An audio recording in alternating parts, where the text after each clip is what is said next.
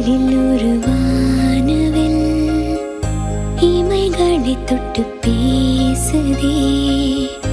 இது என்ன புது வானிலை?